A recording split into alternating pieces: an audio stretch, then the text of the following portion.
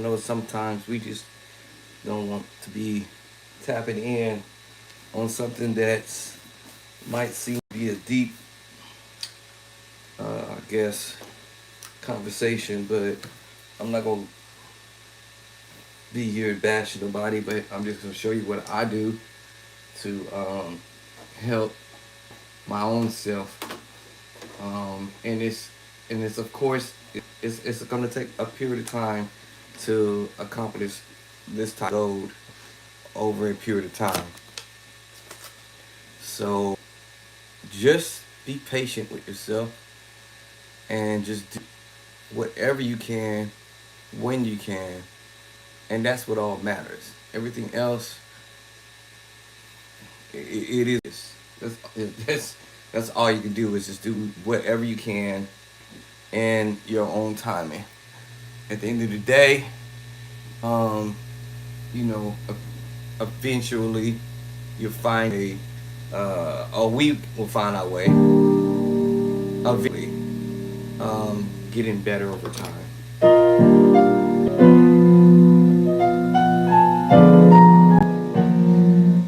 And my game plan in doing this is um, a pencil or pen and some type of notepad or a calendar that's actually behind me. And I would just say start a project, do a little bit at a time. So instead of me trying to play a whole song at once, unless the song is a four-chord progression, and you believe that you can do it in one day, fantastic. Think you can do the six chord, the four chord, the one chord, and the five chord, and you can do that all day, right? All right, and that to me is at least you got started with something. Because that is a four chord progression that there's no way in the hammock hawks that you cannot not get done in the time you think. Um, sit down every day at the keyboard, just stop for a minute, or your organ or whatever instrument you smashing on, and just one thing at a time. All right. I generally use the word bite-sized practice. All right. Try to cram everything at once. Now for me, I said, if I'm playing in the church and I'm not at where I need to be at, I don't have a problem stepping down because at the end of the day, if the ministry is being hindered by me not being able to do some stuff that they want, then I don't have a problem. I'll sit down in a heartbeat, and believe me, I've done it. On I probably yeah, okay.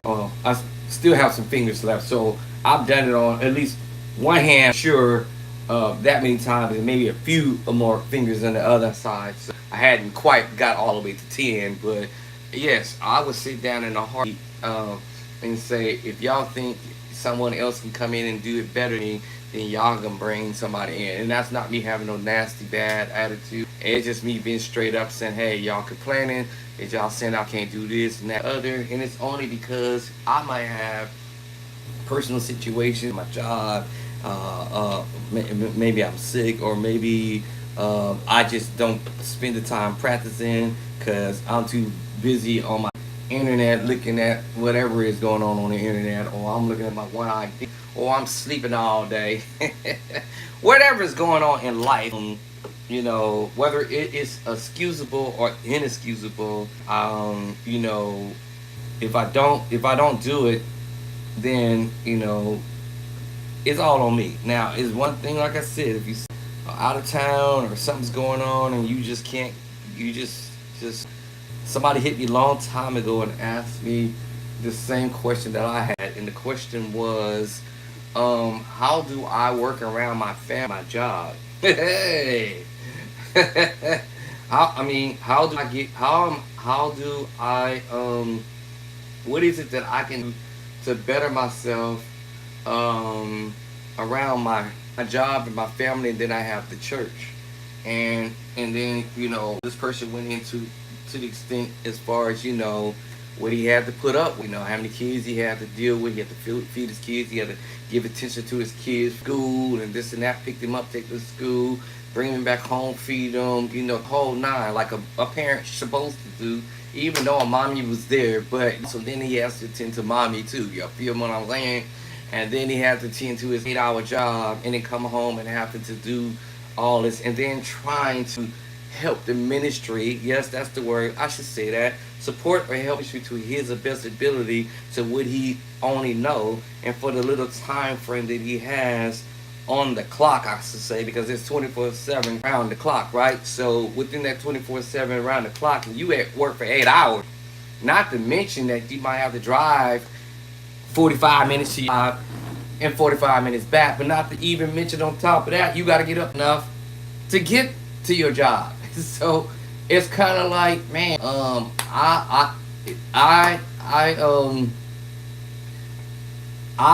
definitely 100%, 1,000% understood that whole ordeal, because I've been through that, where I would sleep 4 hours,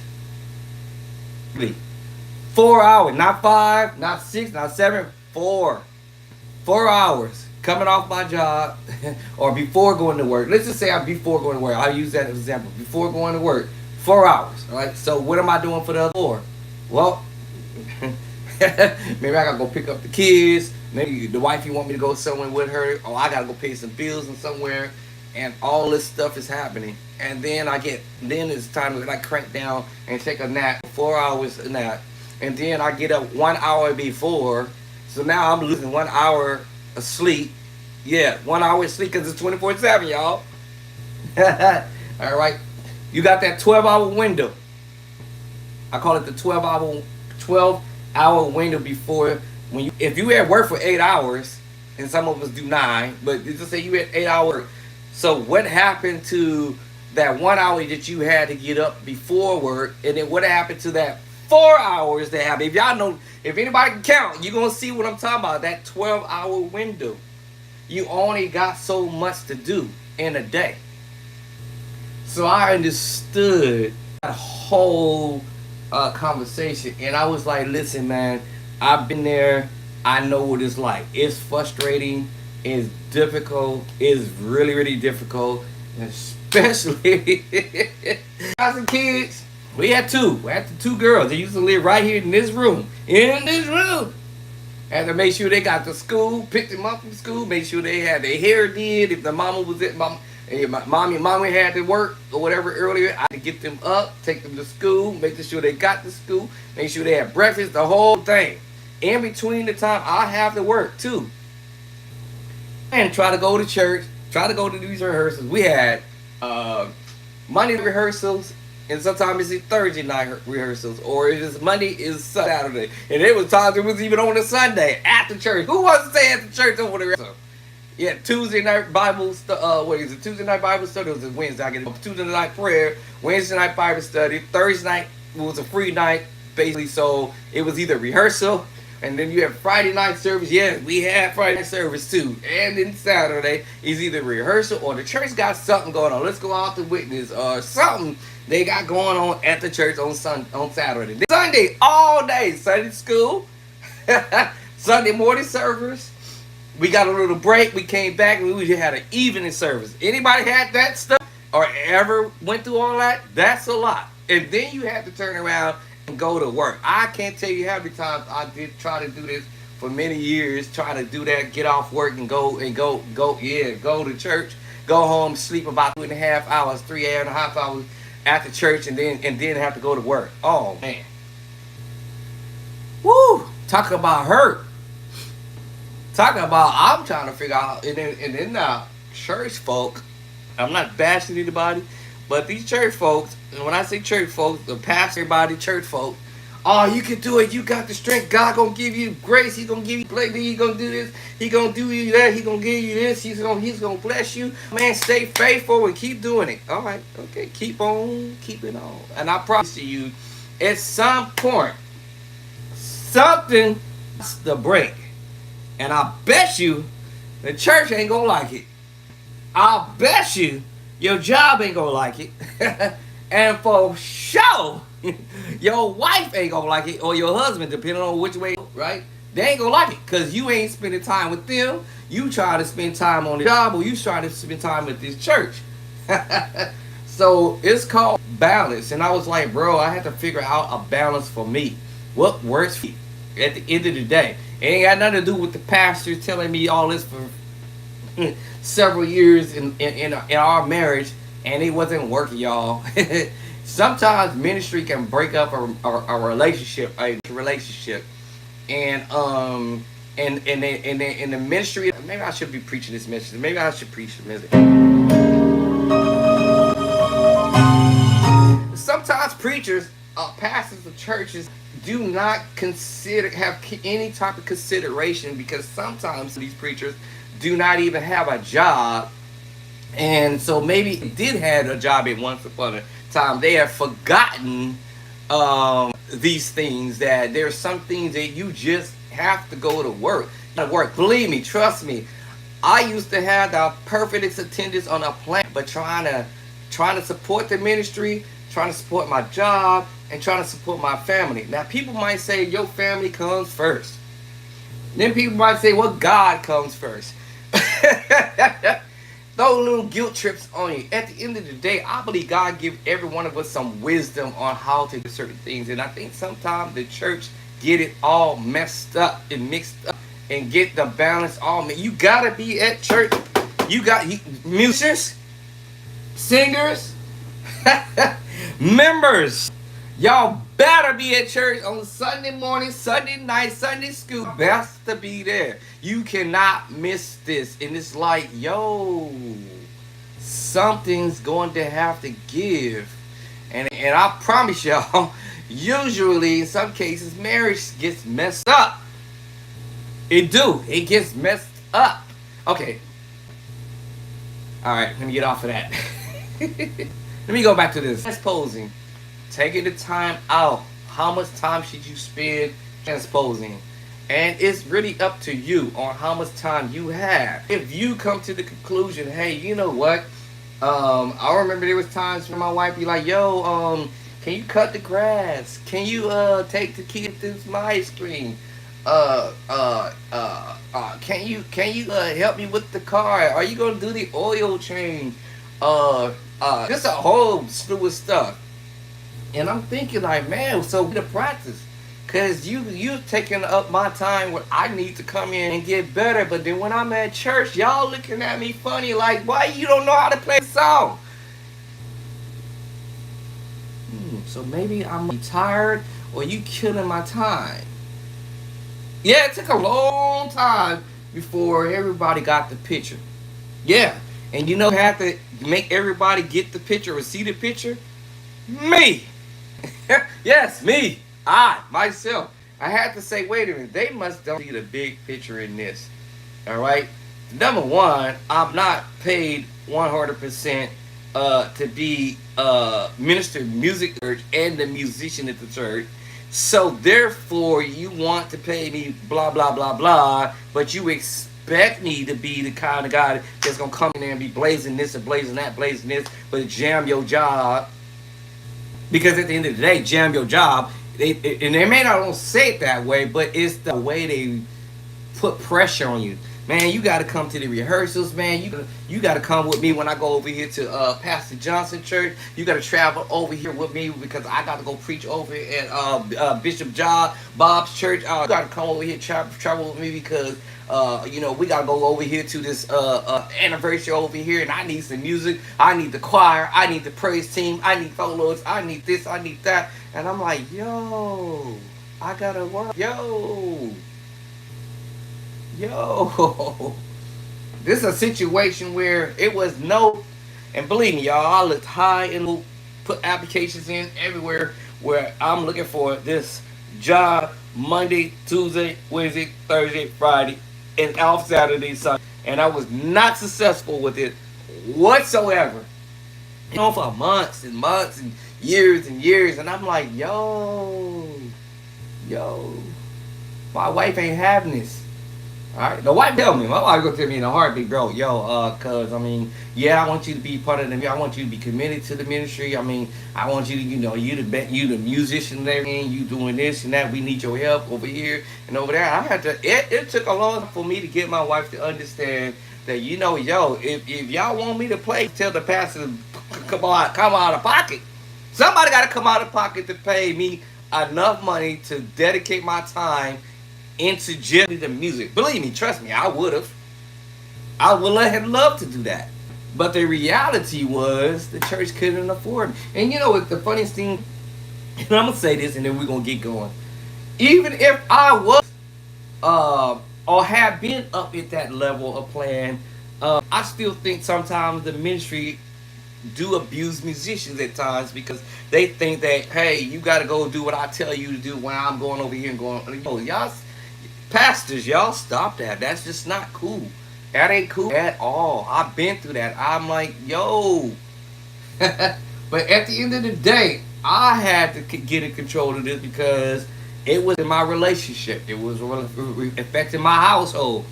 Right? Believe me. And it was affecting it big time for a minute. And then I came down to the conclusion and I told my wife, I put my foot down, and this is how it's going to go. This is how we. Listen, if I can go to church on Sunday, I'll be there. If I can't go to Sunday, I ain't going to be there because I work. In order for us to keep a roof over our head and our kids fed and you fed, bills paid, I'm working a job. That's priority. Church cannot afford to pay me, so let's get out the way. All right? I came to the conclusion this ain't working. So what does this have to do with transposing? A lot, right? I did not have time to sit here every single day and had all this time to practice. So everybody out there who might be bashing on musicians out there who are hitting the transpose button, there's gotta be a reason for the madness. It has to be a reason for the madness. All right. It can't just all together be laziness, but it's gotta be a reason for the madness. More than one. Gotta be more than two reasons for this happening. For me, in my experience, it was definitely because the church wanted me to commit to them, but I found out it wasn't gonna work because the wife let me know. Yep, the mortgage is due, bro. That car note is due, bro. Now, water bill is due, bro. The electrical bill is due. We not gonna sit in the dark, bro. On my kids. All right, them kids, they gotta eat. Hey, yo, dog. My tires on my car are flat. You need to get me some tires. Oh, that garage door stopped working. Oh, yeah. And I could go on a mountain of stuff. But like I said, at the end of the day, something's gotta give.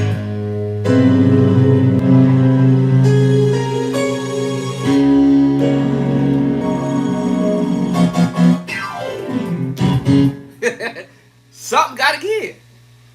Something got to give. All right, there's gotta be a solution to the madness on why musicians are using the transpose button, and not making any type of effort whatsoever to manually practice. I gave you my synopsis or what my situation was. My situation was my time was so limited. Like I barely, if I got 2 minutes to practice or nothing at all to practice, I promise y'all it was always something. Cut the lawn, take the car, go get it washed. My tires are low. The kids are hungry. I'm hungry. All right. Can you do something with the carpet?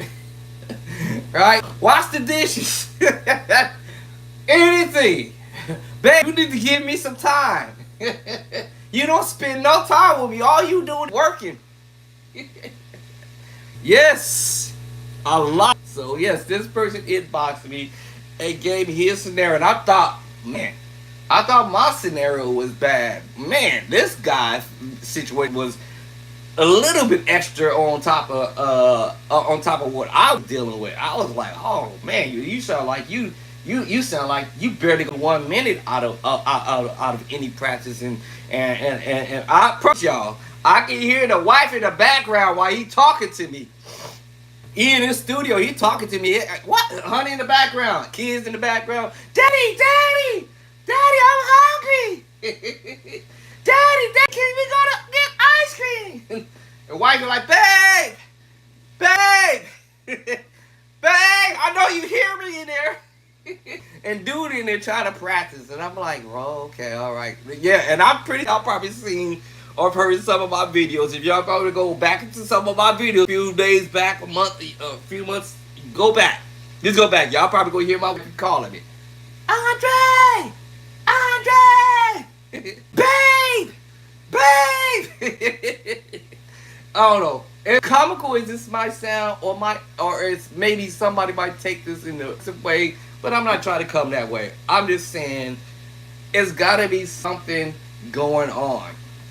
Now, you live with mama, you live with dad, you 30 years old, you might have been doing this 15 years old, 14, 13, I don't know. This is my philosophy because I see how some people get better in their craft because they got this window. They got the huge window. I'm not gonna call it a huge door, a big old garage door open where you might be living with mom or uncle or grandpa or somebody like that.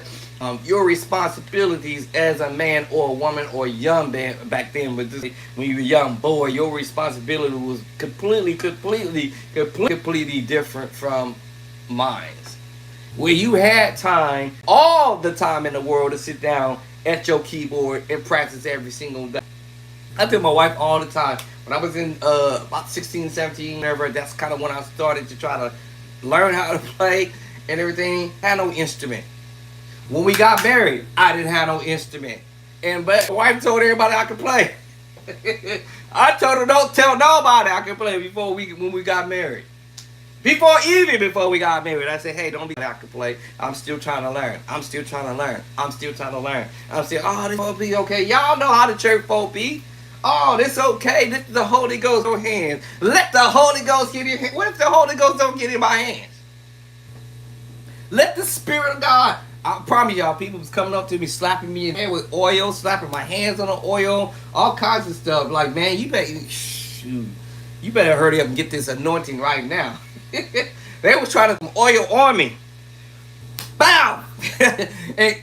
and even had to, I know this might sound common, even had the nerve to cast the devil out of me. I'm like, well, y'all casting the devil out of me? It's not my fault. Maybe it was probably. Maybe I should have went ahead and did what my godfather told me to do a long time ago. Was to go take up schooling somewhere, which he was going to send me before I got married. I should have went to what was it called? Berkeley's College of Music out in wherever he was at, Boston or wherever he was at. Maybe I should have went and did that before I got married. But I had and didn't do it, so I got married. Here I am. But everybody has a different situation. So that's just coming from that angle. Everybody have a different scenario on whether or not they got time to actually sit here and practice stuff on. I put it like this. When I got on, everything was going so fast. Hey, we need this song. Hey, we need this song. Hey, we need this song. Hey, can we get this song by Sunday? I'm like, bro, I ain't no. Listen, I'm gonna be straight up honest. I tell people right when this all got going, I am not a bona fide, certified, qualified musician. I'm just now getting to learn how to play some chords, and that's all I was doing back in the day. And my first chord was this.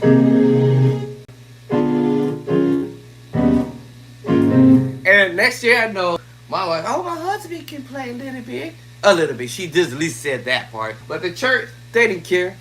They didn't care. They just want you to play, right?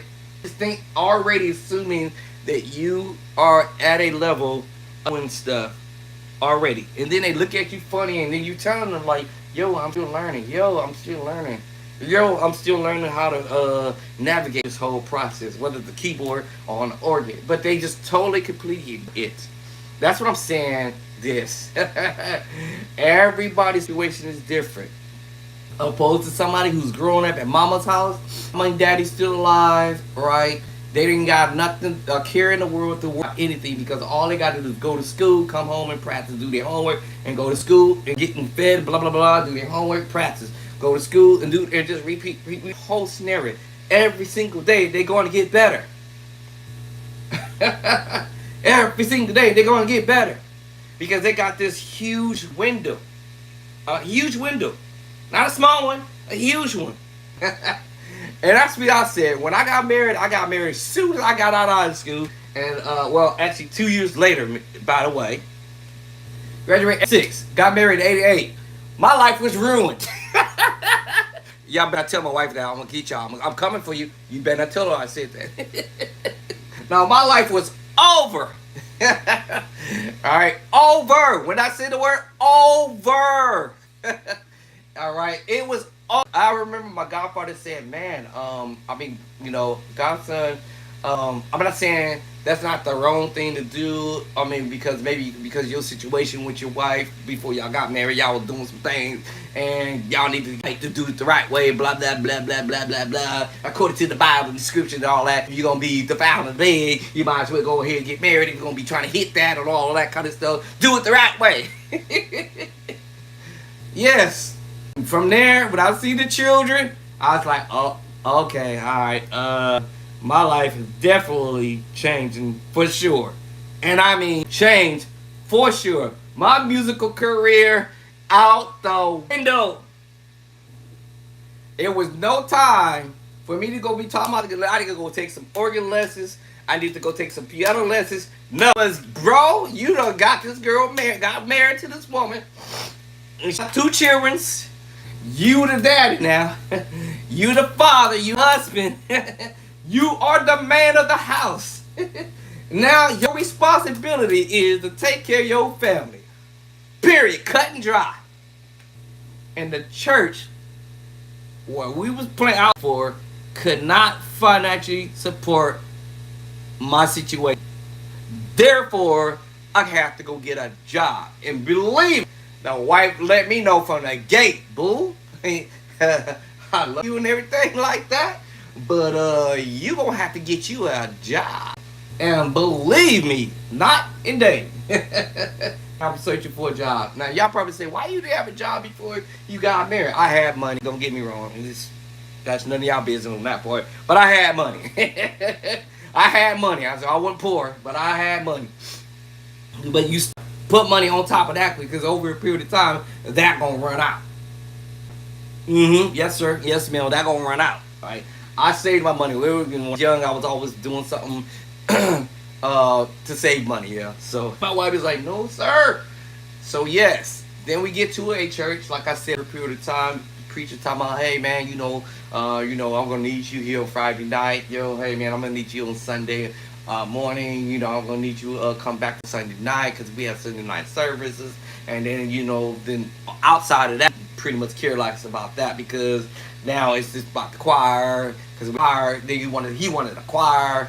Praise team, praise and worship wasn't into the equation. We had a choir back then. He wanted a choir. Thinking like, bro, no disrespect, but y'all want a choir, but y'all gonna think to come to rehearsals and be a required, because it's one thing y'all paying me to come at the church, but now y'all want to ask me to come and do a generate a choir thing. Y'all gonna pay me some little extra dough, and they didn't want to do all that, so I put up with it because of the wifey. Yes, I'm telling y'all the truth. I put it up because of the wifey, but if it wasn't for the wifey, I wouldn't be doing it. No, sir. Y'all gonna have to come out of some extra chinking, right? Because I feel like, hey, I'm doing something just a little extra. And then on top of that, y'all have the audacity to talk about, oh man, you got to give yourself to the Lord and blah, blah, blah. But y'all forget I got to go to work. Y'all forget I got to go to support myself and my family. Y'all don't forget about that part. Yeah, the church folk, as a church folk, or something else. I'm not bashing or anything. I'm just making this informational for our younger generation and maybe some of our mid-age generation. And maybe those who experiencing this, it's like, they don't see it but one way. You come to church and you take the church money. No, I'm going to tell you right now from the gate. I even told my wife before I got going about money. I was like, I don't need the church money. I mean, I can go and just go work a job. And when I'm available to be able to play at the church, I'll play. That's how I see it. Business is business, right? Church is church. People are like, oh, you should be playing for the church for free. Play for the Lord for free. Okay, so when y'all got an engagement to go to or something's going on at the church, I want us to just call in and tell our job we ain't coming to work. Uh, yeah, believe it or not, I did all that, and believe it or not, that didn't on me. Believe it or not, I've been sitting in my manager's office and like, hey man, what's going on with you, man? You had a perfect attendance. Yeah, I know, man. Church and well, I mean, yeah, okay, church, sir, church, sir. Yeah, I'm telling my boss, this is what my boss said. Well, I mean, no disrespect to the church. I respect church. I'm a little religious or whatever, but he was in a different situation. He had a Monday through Friday job. He ain't had to work on the weekend, so he can go to church when he wanted to. But my position, I couldn't do that because I had to work on the weekend or every other weekend. So it became an issue with the church. And I'm sitting there thinking like you guys are not giving a bro any consideration. So that's what I'm saying. Transposing, it's gotta be something going on with this. Why is this happening? Why is musicians playing and hitting the transpose button? It's because they don't have time to do it. It's not always that it's laziness, and believe me, it's not always being that. Now here's what I had to do for me. I had to make a decision. Stop playing for the church. Because I told the pastor and the wife, hey, yo, y'all got somebody better than me, go get them. That's it. I roll. Somebody can do better than me, go get them. And not having a nasty, bad attitude. I'd rather back up. I'd rather take the back seat and go and what they say, start all over. Start your works all over, so to speak, as they say. And come back if need be. If I come back, when I say come back, when I can do all this stuff in all 12 keys, that every folk or learn all of the musical material that the church want me to do, fine, cool, get that together. Let me spend 6 months, let me spend a year or 2 years, wherever it's going, and then I'll come back. If I want to come back, I probably would not want to come back, but I probably would want to move on. People say, yeah, your gift makes room for you. So I'm just saying that reasonings behind that madness. But now, if we get into a point where we say, hey man, you got all this time and you do got time to practice, and because again, I could spend 4 hours sitting here on my little device over here. Let me check out, see what's going on my email. Let me emailing me right now. Hold on, you know what? Let me listen. Let me check out Netflix. Because it's just good movies and these series, man. I'm fixing to watch me some Netflix and quick. Hold on, let me see what's going on with YouTube. Oh man, these dudes killing. Ooh, oh my God, these guys is murdering right now. Yes, now I am wasting precious time when I actually can sit here every single day or take that moment that I'm sitting here wasting my time watching I'll make up a musician Doodle. I'm sitting here watching Doodle every single day, blazing on the keyboard, all day. I'm spending hours sitting here just filibustering. I'm gonna use the word filibustering, and I'm looking at all these videos on YouTube, Facebook, Instagram, and I'm watching all these dudes killing. But I can't even come down here and take 1 minute of that time to actually practice. Then yes, I'm late. No excuse. There's no excuse for me not to be able to practice. Period. Excuse whatsoever. No excuse for whatsoever if I'm going to my time doing that. Oh, I'm on the phone chopping it up by Susie, or I'm chopping it up by this musician, whoever it is. I'm clowning on Bob because Bob, he over there, whatever. Or I'm jealous because Bob is better than me or whatever. And I'm spending time chopping it up with some other musician. I bought another musician. What good is that going to do to me? Nothing. It ain't going to get me nowhere. So I'm giving you guys who might come on kind of crazy a little bit, but not giving looking at the whole big picture. There is a reason behind that this madness. I gave you my madness. My madness was I had got married earlier. My madness, I didn't listen. Not to say I regret getting married, because that's not what I'm saying. Had I not got married, I promise you I probably would be the dopest musician on the planet, at least close to it. All right, but I might be one of the highlights on social media, or whatever, or maybe not. It depends on your personality if that's where you want to be. I'm here right now today to try to say I'm about to be. I'm over halfway beyond the hot so. But now all of a sudden I decide now I want to be the highlight of coming cutting up all that kind of stuff. I want to come in here and be the next highlight. That's not my goal. My goal is to get better over a period of time. All right, that's it. This is get better and be able to go back to my own local home church and play. That's it. That's all. And if I don't go back to my own local church and decide, since I'm now gotten my act together, I can go to move to somebody else who need my help. And don't y'all start sending me no inbox. Hey, yo, hey, we need you over here. And believe me, I'm going to have some teachers have met me and stopped me from different places. And like, yo, you playing for somebody? I'm like, nah, man, I'm good right now. Let me get my act together first, right? Before I can start trying to say, hey. But yeah, so transposing, y'all, it's supposed to be easy. But just y'all think about other people's circumstances and situations, because not everybody is lazy. Not everybody might have a lazy spirit, a devilish lazy spirit. It might not always be the case. I that sometimes people have certain situations going on in their life to the point that they just got to key on that one key and transpose. Believe me, I would have done it, and believe me, I have done it for a minute. And I still would do it if I have to. But I say this, I would preferred to not to have to. I would prefer if somebody doing something I'm unfamiliar, or maybe even if I was familiar with it, I would prefer to put the drawbars in, put my phone out, make a notation. Okay, they sung this song in A, they sung this song in E, they sung it in G, or they sung it in whatever the key is in. And then make a notation of it and just come back to the house after service is over and start learning that particular material and keep it pushing. But remember, everybody's situation is different. I was sick for a whole year and a half. And was I able to get off my sick bed out of the hospital to go and practice? Believe me, yes, it was in the back of my mind. Bring the keyboard to the hospital. A few times my wife has asked me, hey, you want to bring the keyboard to the hospital? But I was just too sick to be sitting there trying to think about the keyboard. I was too sick about, they ain't gonna bring the hammer organ to the hospital. So I was way too sick for a whole year and a half, since 2003 up to since I've been back to work July 15th. I was just too sick to be trying to deal with that. I know I would say this, I barely was able to get my first book out, which is called Play by Sight. I left it out of the car, I think. Did I leave the car? I did.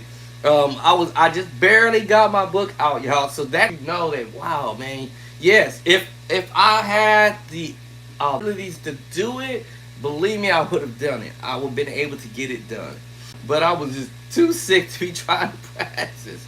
I barely got my book out. I barely, like in May, because I got out of the hospital. I think mid-par, toward the end of January or something in 25, right? And then I had to go home and try to get it together and be on this hardcore medication they was trying to put it on me for 3 to 6 months. I didn't even get past half, and then they had to put me back in the hospital and get me all straightened out and cleaned out from this hardcore medication. I understand what people go through when it comes down to therapy. This stuff is no joke. Valley fever will kill you. But yet, that medication can kill you too. And I know it's kind of similar, but it's not funny. But I promise y'all, this was about the worst I've ever had to experience anything like that. So, in the back of my mind, yes, I wanted to practice. Yes, in the back of my mind, I wanted to watch to bring that keyboard. They would have encouraged me a little bit. But my hands wasn't feeling it. My feet wasn't feeling it. I wasn't feeling it. My body wasn't feeling it. So I was like, oh, man, this is a trip. Yes, and I had a whole lot to think about. Transposing! I want to transpose while I'm in bed. I'm transposing all these chords in my head. I'm trying to transpose these cords in my hair while I'm laying in the bed. Laying in the hospital. Transposing. I'm transposing. No, I couldn't even think about that. Like, I couldn't even think about whatever chords I put in the book. I didn't think about what the name of my book was called. None of that. That was out the window. So finally, I think around about mid-April, and the whole month of May, I was finally able to get a little bit of strength and come in here a little bit around the piano and the organ a little bit, and then try to put these chords together. And then I ran into somebody on Facebook who had actually, matter of fact, put his book out. My book wasn't totally 100% finished because my coworker, which is my editor, we was going to finish chapter 9 through chapter 18, but she had to go on vacation. So I was like, okay, I'll wait till you come back. But I saw this guy, Benjamin, with the little laugh, little breath that I had in me and energy I had in me on Facebook. And by the way, I have this, and it says how to unlock the power within to change your life. And as soon as I read that and saw that on his page, for some crazy reason, logged on to Facebook, and all of a sudden, bow, his book popped up, and he's like, hey, letting everybody know he made this announcement about his book being published by through Amazon, and this is his works. All right, and as soon as I read that, I had a little spirit came back to me and said, you know what? Let me call him up and see how he did it, cause I wasn't for sure, y'all.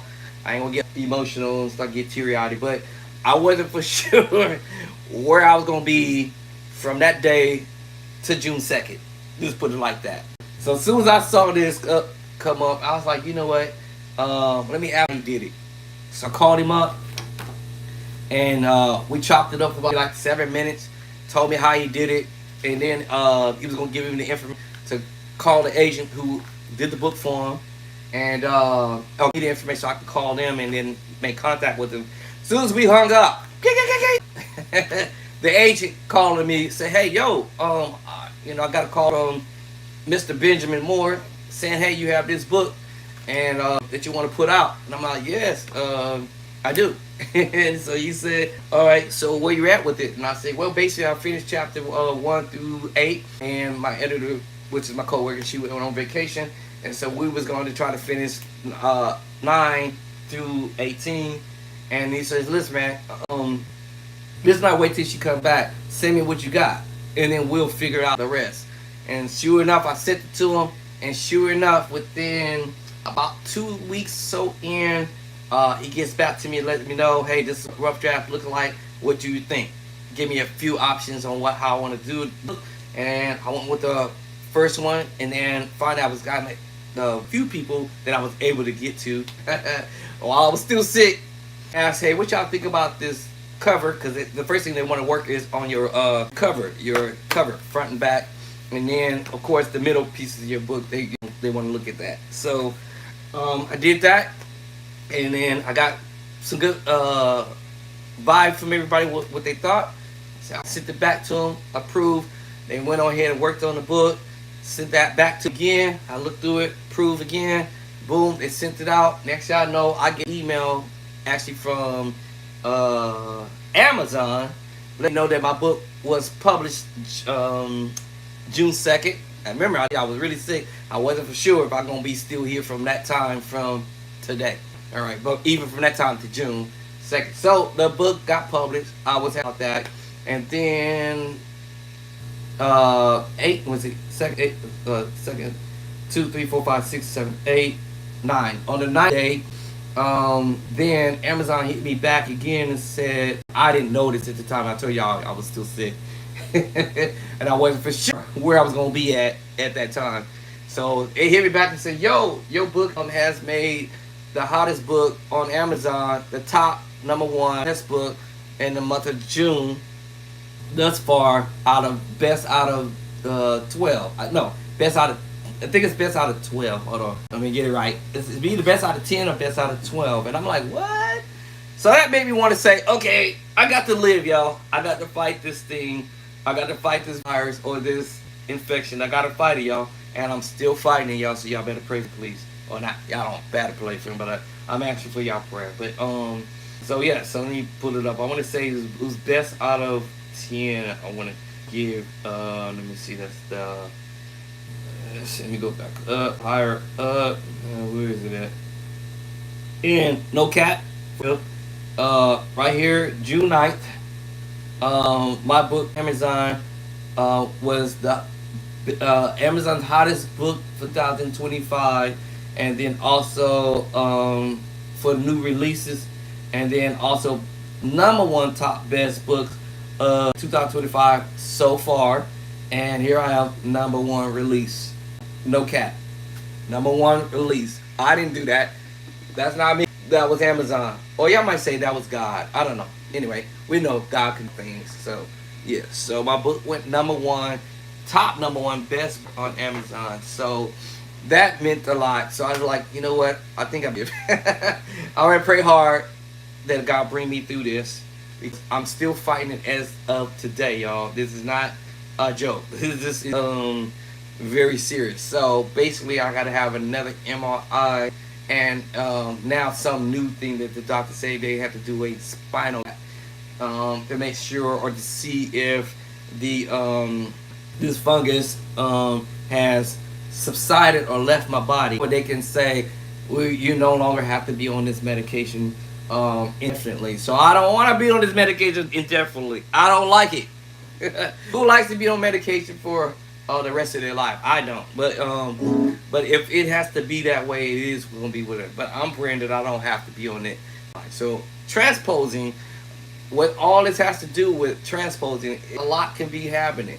A lot can be happening in somebody's life that we are aware of. So I'm just saying, I'm not trying to defend anybody who's just outrightly transposing and they got time to do it. I'm saying this, that, because we don't know. I don't know. I'm in my circumstance, in my situation, where if I had the time on the planet, and I say this to say I better wish, but stop wish for, watch for what I wish for. They say, watch for what you pray for, because God may honor what you praying for. I used to say this. I still kind of say it. I need to stop saying it probably, but if I was financially where I would desire to be, right? I will retire as of yesterday.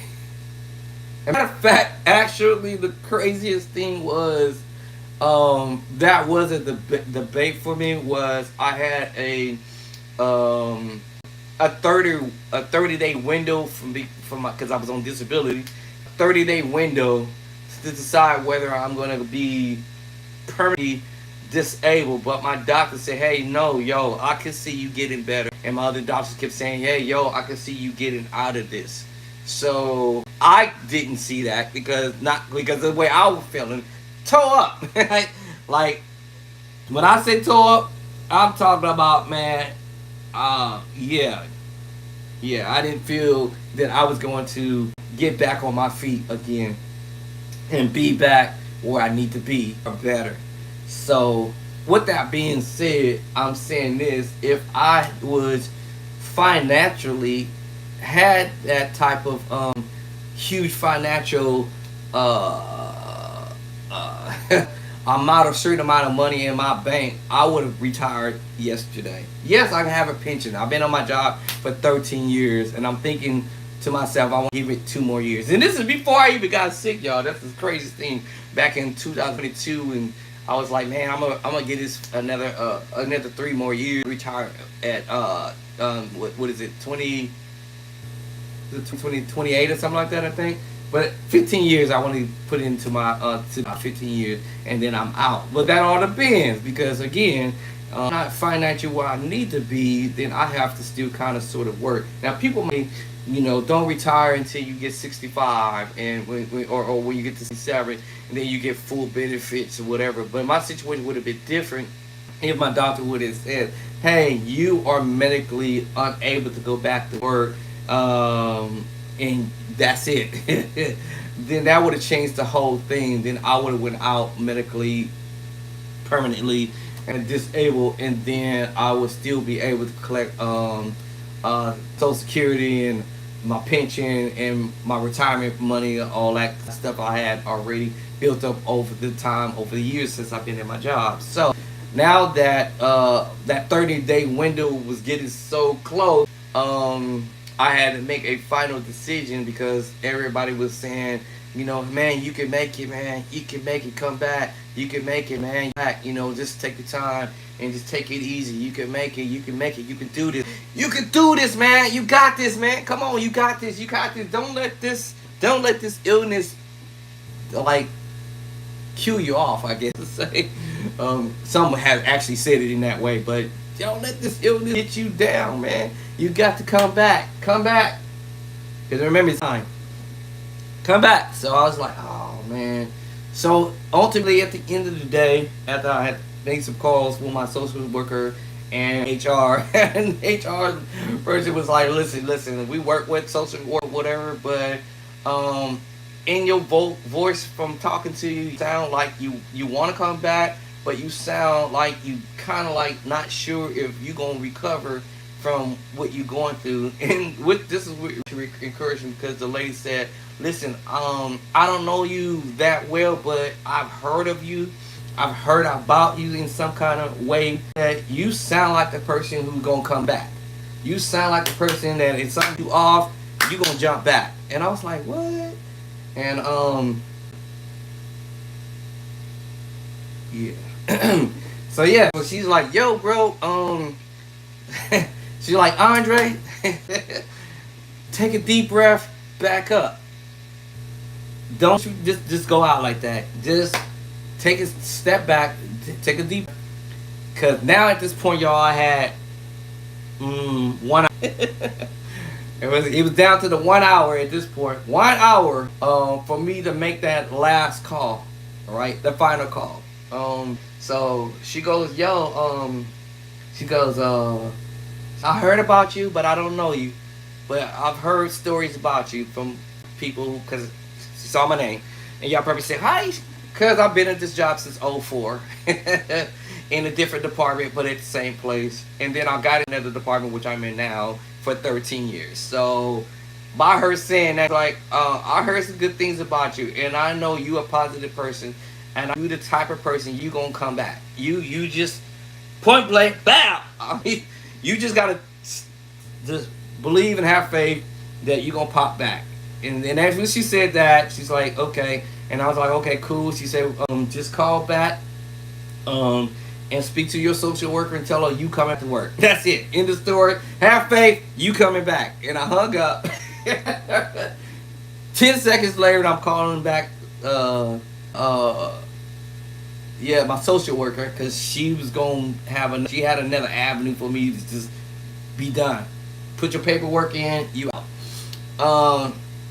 Anyway, this is my little testimony, but I'm just saying this, y'all. It's got to be a reason for the madness. But so I call her right before I call her back. I had already had an appointment with my doctor, and Lord behold, the doctor had said, "Hey man, you come in that day." So I called my social worker and said, "Hey, yo, doc want to see me today," and I had 1 hour, y'all. 1 hour. So the doc was like, "Yo, I need to come. I need to see you right now. Come and let me examine you." So I go tell the social worker I'm going to see the doc that day. That was the weirdest thing, because that day was like that was unexpected, but that day I was able to get have an appointment with the doctor. I go in. Doc said, "What you want to do?" I was like, "Man, you know, I gotta get it together." He's like, "I've been trying to tell you this all along. I don't wanna put you on permanent disability, because that will, you probably never ever have to be able to go back and work a job ever again," something to that effect. So I'm like, "Oh, okay." But he was the same, trying to tell you what to do. But he said, "I see you getting better. Just believe." He ain't no church person. This guy don't even go to church. But he was believe that I believe I see you coming back. It may not be easy, but I see you back. And then he was like, "Man, what you want me to do?" I was like, "Right here, submit it to my case manager. I'm going back to work. That's it." Cool. wrote the letter, boom, send it to my social worker, and next thing I know, I'm back to work. July 15th is my first day back to work. I've been back to work ever since. It is now August what? What is it now? August 15th? No, August 19th. So I've been back to work for a month and 2 days now. So 3, 4, 5 days, whatever it is. So yeah. And I feel a lot better. I'm not 100% out, as I say. I'm not 100%. I know at least 99%. Somebody said 99 and a half won't do it. But when I would say this, 100% is when I know I'm not on this and I'm not still in this little bit of a, excuse me, easy pain and these side effects that I have from the medication. So y'all pray for me, right? That I can come back and do the transposing in all 12 keys.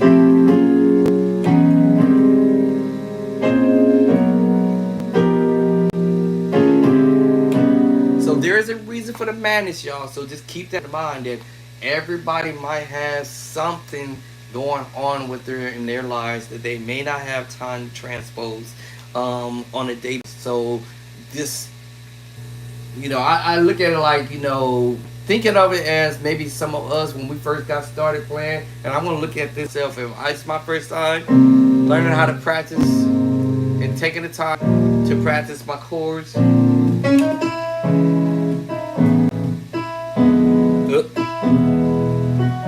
Right?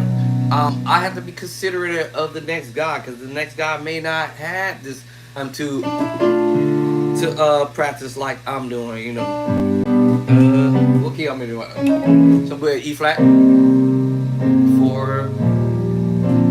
right?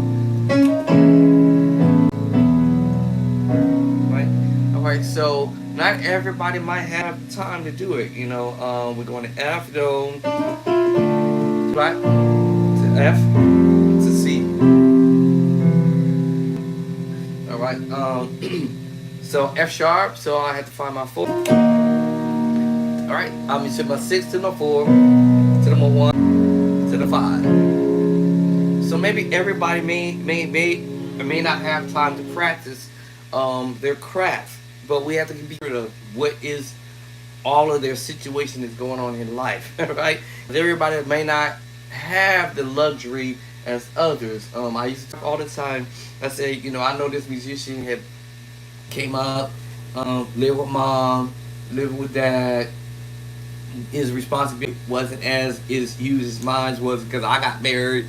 He didn't get married. Then he ain't got no kids. He could stay at home and practice all day. No job, and he could stay at home and practice. No major responsibilities. Only responsibility for him is to go to school, come home, and practice. All right, that's it.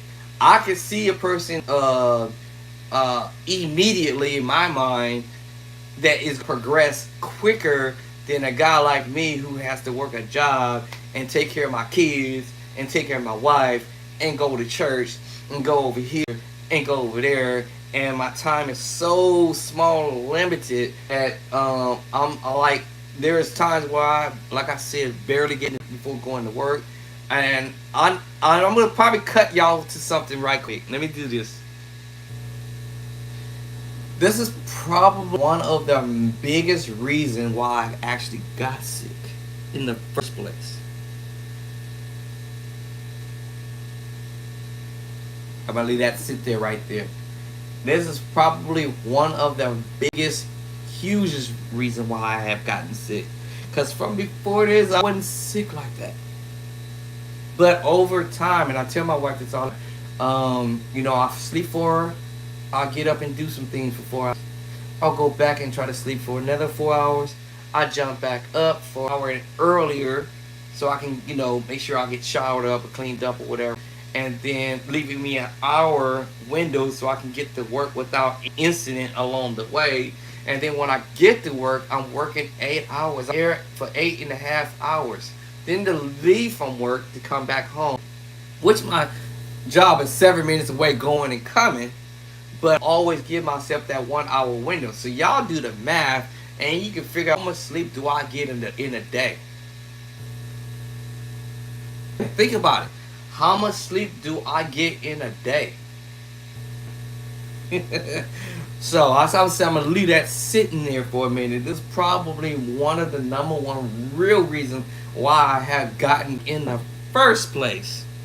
Because over a period of time, the body can only function it's only gonna, it's just on a matter of time when they say that the ticking bomb is gonna happen, right? Because before all this happened, in back in November 2023, uh, you know, from January all the way through to November the 9th, 23, I was perfectly fine. No sneezing, no cough, no injuries, no headaches, no nothing.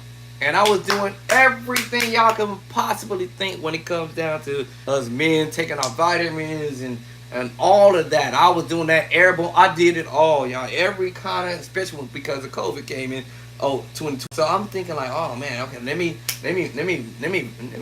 vitamin myself up. Let me make sure I'm healthy. Make sure I am doing all the stuff I'm supposed to do to stay healthy and never get sick. Mask up, face mask, the whole nine. Believe me, my job, the people in my job used to say, this is crazy. He ain't never gonna get sick. I'd be having 3 pair of gloves on. I had the 2 face masks on, the eyeglasses, the shield. I had all that stuff. Even the old mask thing, with the air thing going on. I had all that stuff. Booted up from my ankles up. Oh man, I wasn't gonna get sick for nothing. And all of a sudden, out of the blue, BOW! November the 9th. That's when it happened. Why? Alright? Why? I answer to it, but do y'all know the answer to it? So I'm just saying this all the time. My wife, 4 hours here. Y'all probably say, why you sleep 4 hours? Well, let's see. I think I answered that earlier. Well, the church want me to be there. Well, we don't do Friday night services. But the church want me to be on Sunday school. They want me to be on Sunday service, sir. The pastor wants to go over here and do this. I got to turn around and go to work. I'm only sleeping a half, sometimes 2 hours and a half, sometimes 3.5, sometimes 4. We need to go over here and do this. Our kids moved to Sacramento. We got to go down there to see what's going on with them. The grandkids, something's going on. Something's always going on. We just running. So just think about that from 2023 of January all the way until that day. Why it had to be that day? Why did I have to end up getting I'm calling it terminally because that was a terminal illness that happened to me. Why did I have to get a terminal illness that day, on that year, in that month? Why? Why it had to be just that day? Why couldn't it just been the next year, in 24? Man, why that? Why that day? And y'all, when that all happened, I didn't question it. I just thought like, okay, this is going to be for a real serious ride for me because I didn't know what was coming from. Yeah, but why that day? I'm just saying. Why it had to be that day? I was like, listen, man, this could have happened after my birthday because I was trying to set up on my vacation, have my birthday party thing or whatever, and enjoy my life at 57 years old then. No, 56? Because 56. 56. Yeah, 56. Or whatever it been then that day. Why I had to get sick on 2 weeks birthday? Why that day? Why I had to be on November the 9th? Why did that happen, y'all? Why in the world did that have to happen? I had to be hospitalized that first, actually I didn't go to that same day when it happened, but I didn't get hospitalized until the following day. But yeah, why did that have to go down like that? And then when I didn't get well after being hospitalized for 4 days, and then I went home for 6 and I was trying to recover, but when they released me from the hospital, I knew right then, I told them, something else is happening and I couldn't put my finger on what it was, but they had diagnosed me, walking pneumonia. And I'm like, why did I have to just get sick on that day, November the 9th, and then find out midnight going to which was the 10th that I had walking pneumonia. They treated me, sent me home that same day, and then on that same day the doctor called back toward the evening and said, hey, told my wife, yo, your husband gotta come back right ASAP because pneumonia is definitely doing some serious damage on my right side, my lungs. So I didn't go back until Saturday. So I was hospital Saturday, moving forward on the 11th. So why did that have to happen, yo? That day. And I'm thinking, okay, cool, I'm gonna recover. They'll give me what I need to go home. But I knew something wasn't right on the third day. After in the hospital for 3 days, I'm like, shoot, I should be feeling better by now. They didn't me up for all this medication they gave me. For walking in the morning, I should be back on my strong. But now I felt like I was deteriorating, and I was trying to tell the doctor, like, hey, I'm unable to eat. I lost appetite. That was everything else as far as the pain was concerned. But when I lost appetite and the fever and the chill at the same time, I was like, something else is happening. But the doctor couldn't figure it out yet. Sent me home for 6 days. I was deteriorating slow. Actually, I thought I was dying. I actually thought I was dead, actually, because it was like I felt like I had no life in me. But anyway, my wife got me back to the hospital, and then they immediately admitted me right away. But the doctor came in from the ER, a respiratory doctor came and said, "Hey, I'm not sure these other doctors didn't figure this out, but you have fever. I'm almost 100% positive sure you have high fever. You already had it and been had it, but no one was able to catch it. And I caught it at the same time when I was sick with walking pneumonia, because he said walking pneumonia triggered that because it lowers your immune system and blah blah blah. But I was like, man, but I was taking all this stuff. He said, yeah, but you know what? You can take all of vitamin C. You can take that, but when this fungus or whatever they call it gets in your lungs, ain't nothing gonna stop it. Except that they will give you some hard medication. That's the only thing that was gonna stop this demon, basically, and that's what happened. So I got hospitalized the second time for all the way from 21st, I think it was, all the way to 29th. And because I was beckoning them that, hey, listen, if I'm gonna die, just let me go home on my birthday the day before. Let me at least be in the house and die. I won't die in the hospital. I ain't gonna see you alive. Let me go. I was super weak and whatever. They didn't want me to go, but so you just say don't go against your doctor's medical whatever. But I was like, I don't. Let me go. This is my time to go. Let me go home and let me just die on my birthday, and that's it. So anyway, I went home the day before. And of course I didn't die then, but I felt like I was out of here. But yeah, and they put me on the hardcore medication for the entire rest of the month of December, January, and half of February, and then all of a sudden, spontaneously, bam! I'm back to normal. 2024, but they put me on pill medication, and then I was like, wow, man, that was weird. Anyway, so I'm back to normal. Worked 4 months in foot, and then I had to take care of her, and then my mom got sick, so I was going to try to see about her, and then I will never forget. And then 2 months in, August something, my wife had her surgery, and then he started to recover around mid part of August, or beginning of August, and then all of a sudden I had this weird feeling in my back, my lower spine, a little nash that was not even a joke. Like I felt like something was in at the bone in the back, not the skin, not the muscle, but the bone. And then, sure, I know I was temporarily paralyzed and I couldn't walk. And I was like, whoa, this is crazy. So basically, the battle fever, or the fungus, moved its way from my lungs to my back, my lower back, and pretty much that pain was beyond. When you talk about the bone, that's beyond. That's like. No motion is gonna stop that. So yeah, I was beyond that. So they hospitalized me again and took me over to another hospital because they thought I had cancer in my back. So I had to have a biopsy, and then that came back. I stayed in the hospital for 4 days, and that came back on the third day negative. So then on the fourth day they released me. Then next year I know, a few months later, I'm back in the hospital again. I think I can't remember if it was November or December. I'm back in the hospital again. And then all the way anywhere, 25, half of that month. So that's where I'm at, y'all. So, yeah, I had to go to this medication. It was real aggressive. It was. I know what people feel like when they do the chemo, because this medication is like the next on the next level of chemo. It's like it was very harsh. Yeah, I remember doing that, and I thought I was gonna be out of here because, yeah. So I had to go back in the hospital again, and then I think I stayed. I don't know. I can't remember how many days. 2 days. Got out, and then that's when I said, y'all. April of 25 in May, I was like, man, let me just get this book out, and then what happens, and then it did go out, so did get my book published, y'all, and then here I go back to work. So I have some faith,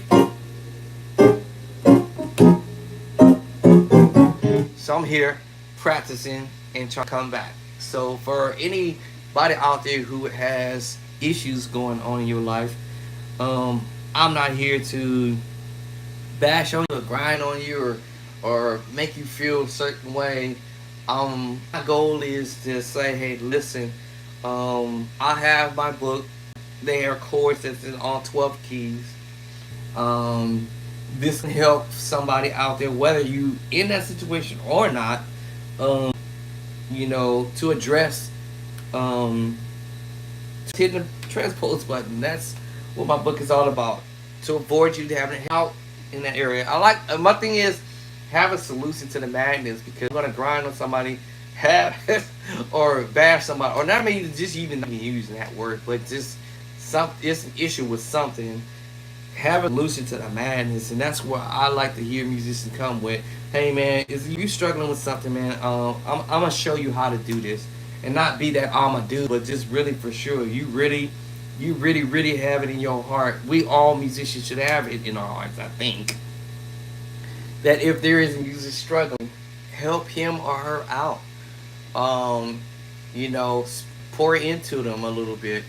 And then if some you come across that you run into and they not taking the time to practice, then I'll take my hands off them, because I feel like you're not serious about wanting to practice. That's why I'm at. I feel this tell people at my job that the only way you're gonna survive the job is learn the work and do the repetitious thing over again, so you can survive throughout the days, weeks, and months. But if you are not wanting to hear what I have to say, don't expect me to come to your aid another time to say the same thing, because at this point you deserved, and I don't apologize for any of that. You deserve to be let go, because you're not um, listening, or you're not hearing, or you're doing it your way, and no matter what nobody say, you deserve to get ghosted. And don't blame me. And don't accuse me of getting you fired, or terminated, or dismissed because I told you. And I'm like that. I'm not gonna tell you once, and some people are like that. I ain't gonna tell you but one time, and that's it. If you don't do what I tell you to do, that's on you, homie. All right, I work with you a few times, and if you keep on doing the same thing, I can't help you. I've had people do that and been off longer than me or shorter than me, and I'm like, yo, do it way, do it this way, do it this way, do it this way, do it this way. And where they at? Ain't my fault. I cannot endorse anybody to get fired. My name ain't on no checks. All right, my name is not on them checks. If my name was on them, promise me, you would have been gone. you been gone. You be gone. You be gone. You be gone.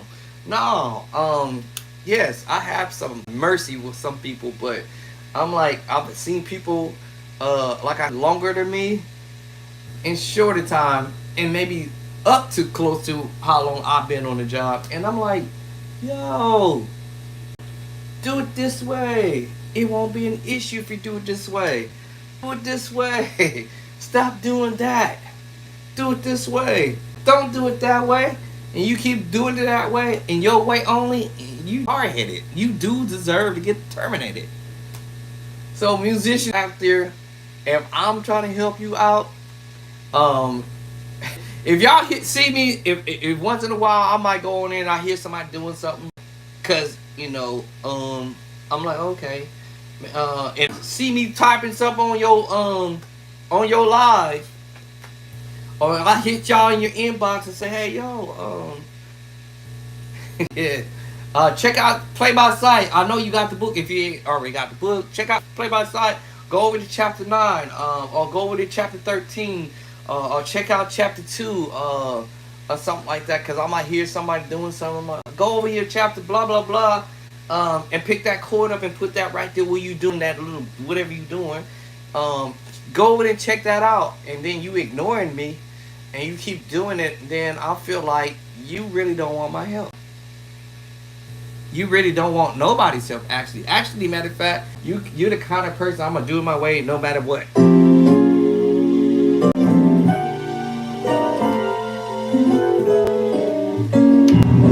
No, stop doing that. Stop doing that. No, stop do it like this. That sounds better. This.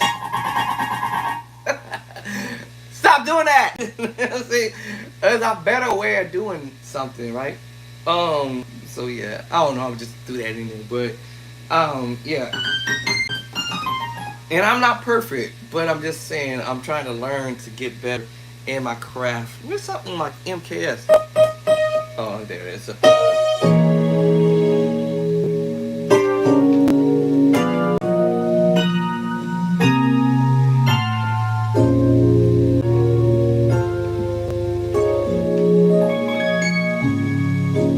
And I'm no keyboard player, so my thing is I'm here sitting here, excuse me, trying to take some time out since I have been sick, and I'm trying to get comfortable in playing the keyboard. Not that I wish to want to have to do that, but I'm thinking kind of like outside the box. What if they stop working, or what if I had to go somewhere else and I had to bring my book with me or whatever, and for whatever the case be. Cause I ain't gonna lie, I had the attitude like I ain't bringing no keyboard. I ain't gonna sit here and practice on the keyboard. Matter of fact, I don't care nothing about practicing on the keyboard. And if I have that attitude, then the situation might occur, and it has happened to me before. And I was lost. I'm like, oh man, I'm doing this with my foot, and there ain't no foot pedals. Then I realized, oh man, my left hand is weak.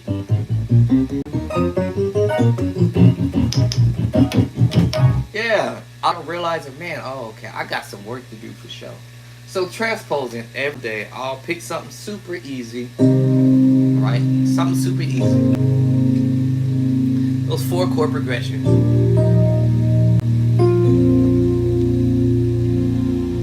Just something simple.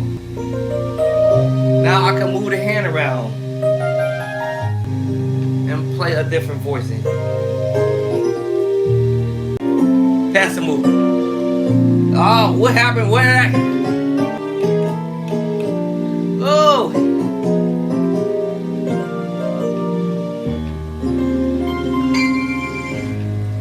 Yes. Yes, I have to sit here and learn these moves. And there's nothing wrong with keeping it simple. Trust me. I prefer to play a simple move than to be trying to be all fancy with it, or whatever, whatever the song might be. I'm not gonna sit here and try to play anything fancy. I'll just try to keep it simple,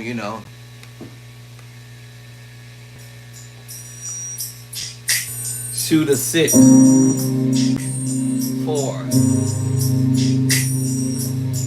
1. Don't have to be fancy. I ain't gotta do nothing. I'll keep repeating that. At the end of the day, I'm accomplishing a goal. C.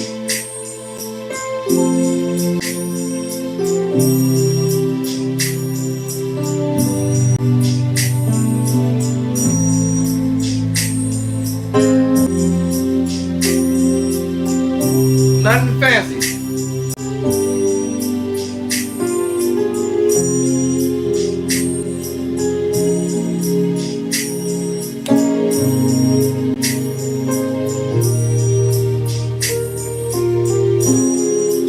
transposing.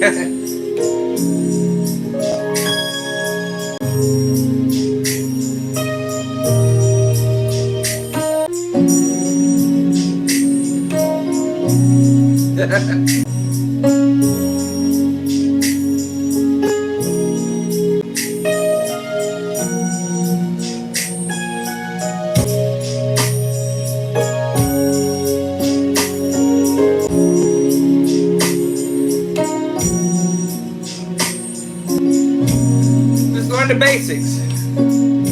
Nothing fancy.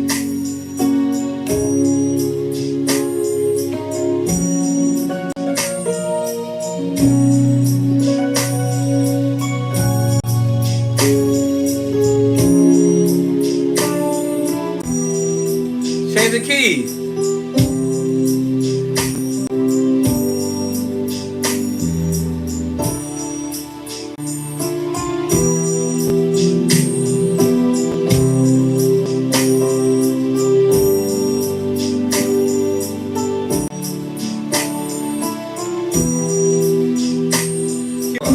Can you transpose? Yes.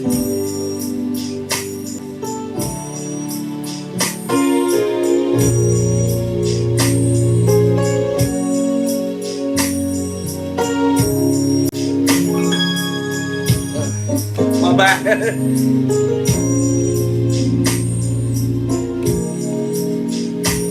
I forgot what key I'm in. D flat. 6, 4, 1.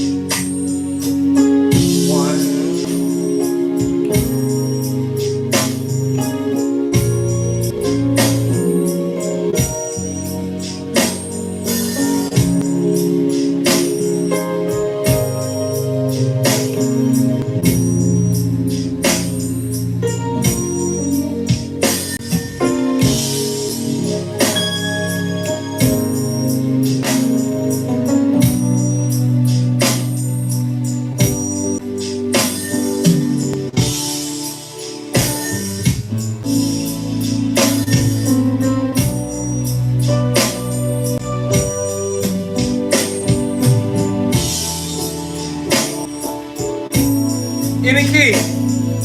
Let's go. Let's go. Hey, I mean.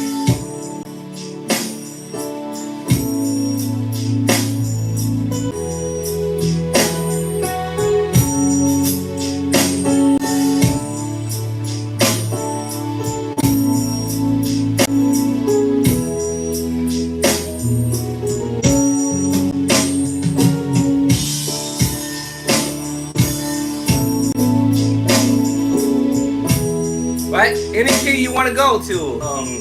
You can go B flat.